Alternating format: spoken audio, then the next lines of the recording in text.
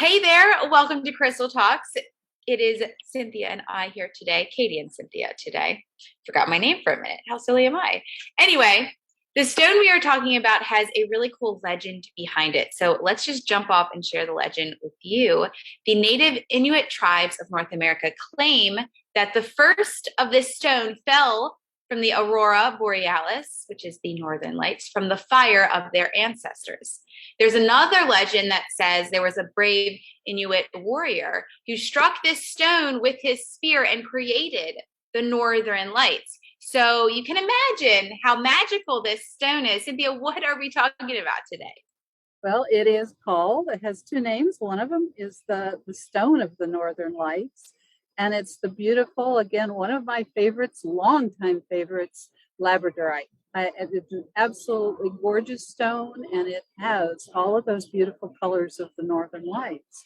It also is known as the Stone of Mysticism. We'll get into that a little bit more, but quite, quite a fabulous stone, eh, Katie? Yes, it is. It is such a beautiful stone when you look at it. Like it just, the coloring, I mean, you can't look at Labradorite and not see its magic. Like it just has this brilliant beauty inside of it. And I find it such a cool stone because you can have different pieces of it and they all look different. Like some pieces are a little bit less colorful, but you can still see that like kind of translucent rainbow underneath it. And sometimes you look in there and you can see different like images or pictures. Like it's just a really magical, cool stone. And it's a stone that aligns specifically with the throat, third eye, and crown chakras, but it really works through all of the chakras because it has this magic that aligns your chakras, that gives each chakra what it needs, that really supports you in connecting to the magic, to your intuition, to that universal wisdom, that divine wisdom. So really, really amazing stone. Cynthia, tell us all the benefits of Labradorite. Well, as I said, it's also the stone of mysticism. So, as you could guess, it's fabulous for strengthening your intuition and promoting your psychic abilities. I love to use it in meditation, but we'll get into uses later.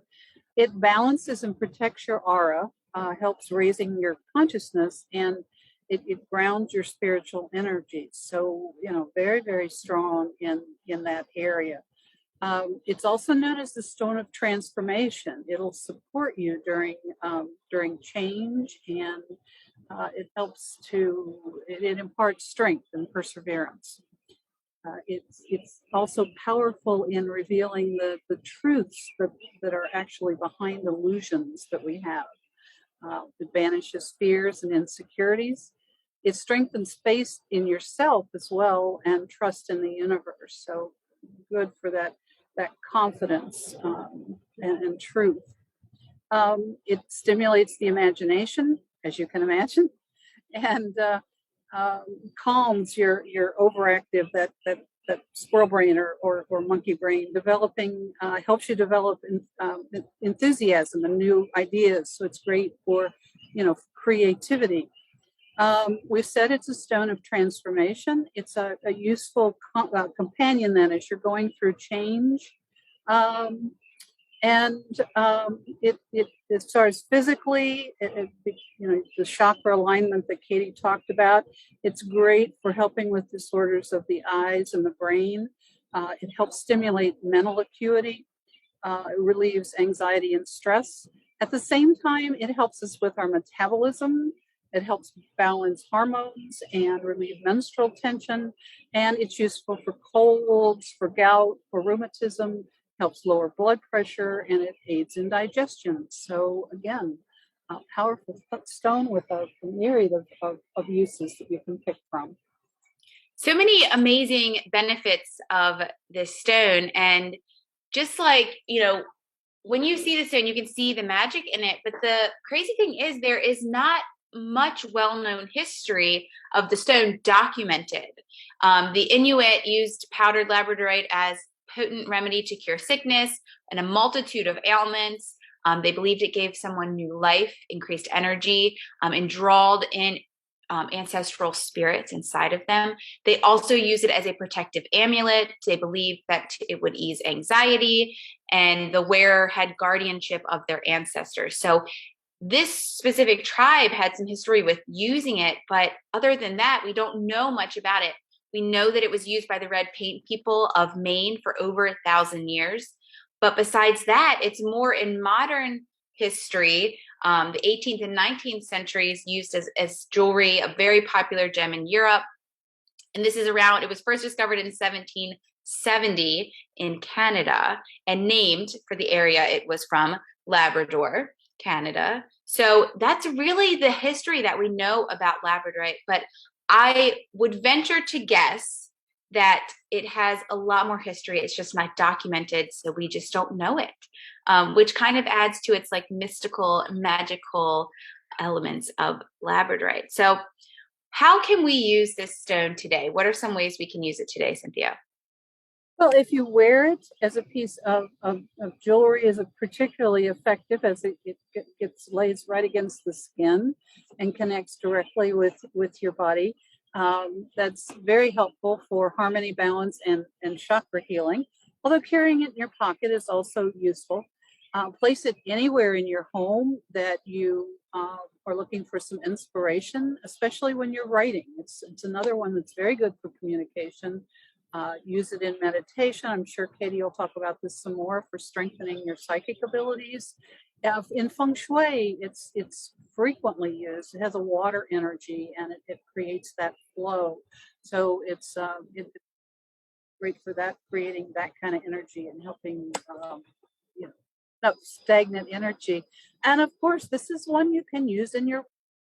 Talk about that a little bit more later too. I love it. I love it. And Cynthia, you mentioned, using it to strengthen your psychic abilities and your intuition and stuff like that. And I really like to meditate with Labradorite to kind of get into the present moment and the possibility of the moment, get past those limitations that come from us being in the past and in the future. And Labradorite is a great stone to really bring you into the present moment where you actually connect to your intuition. When we're living in the past and we're living in the future, we can't actually hear our intuition. We can't feel it. We can't fully grasp its power and its magic. And Labradorite is a stone that works so well with strengthening those abilities and enhancing them, activating them, because it has this power to really kind of transcend those limitations of the subconscious, those limitations of the belief systems that we live by and all our other past experiences, to really get present in the moment and just be here without those kind of past and future parts affecting us or limiting us. It's a really, really great stone for that. Also, you can place it near you or hold it in your hand while moving with your body's guidance. And a lot of times I give specific yoga poses to use with stones, but because Labradorite is a really great stone to activate your intuition, to work with your intuition, a really important part of that is getting in your body. And you can do that by simply standing or sitting and just kind of feeling where your body wants to move. Does your body want to move over to the left? Does it want to move to the right? Does it want to go back and forth? Just kind of holding Labradorite and allow it to support you to really get in the moment and to feel where your body's telling you it needs to go. You might be surprised how you already know what you need to shift that tension or to shift that little ache in your back or your shoulder when you just tap in and let yourself move in the direction your body is telling you. And that's a really powerful way to activate deeper levels of your intuition and to strengthen your intuition. So great stone for that. If you want to pair it with mantras, you could use a mantra like I breathe into each moment, connecting to divine light and wisdom, or I am aware of the universal magic that flows through me. Of course, you could use them both at the same time. That's totally cool too. And you can enhance it even more with essential oils. Use it in your roller bottles, use your oils with your stone. What oils, Cynthia, do you recommend for using with Labradorite? Well, as always, the first thing you do is pick the intuition, or the intention. Sorry, intuition is the first one I'm going to talk about.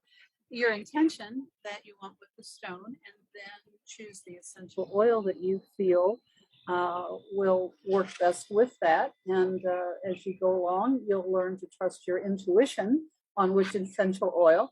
But if you're starting with your intuition, then you might try Clary Sage, Litsia, or blue tansy. Those are great ones to promote that intuitive abilities. If you're looking for more courage to move forward in your transformation, then black pepper, helichrysum, birch, or ginger are good ones to start with. If harmony, if you like the calmness and peacefulness of Labradorite and want to bring more of that into your life, then try lavender, sandalwood, or copaiba to begin with. If you're all about the change, if that transformation is really what you're pushing for, then work with cilantro, blue tansy, or juniper berry. And if you're from the physical realm, if you're choosing respiratory support, then the respiratory blend is my top recommendation. You can also work with eucalyptus or rosemary. Is there a particular one there today that's calling to you, Katie? The juniper berry, actually, juniper berry and blue tansy. I don't know why, but they seem, blue tansy more so, it seems like an exotic oil, like, I don't know, something like a little different. And that's calling out to me. So maybe that blue juniper berry is for change. Like maybe it's time for something a little different. And the blue tansy is calling, like this kind of, that's what my intuition is drawn to and telling me. The blue tansy and the juniper berry, whatever they are bringing to the table today, that's kind of what is calling to me. So love those oils. Love to pair the oils with the stones. It can be so, so powerful. And Labradorite has the element of water, but also has the element of air. So as most of the stones we've been talking about recently, it really kind of brings this flowing and movement into your space, into your energy, which is really powerful for staying present, for that magic, for that intuition, for those things to kind of flow through, for your truth, and all these parts of you that are constantly evolving.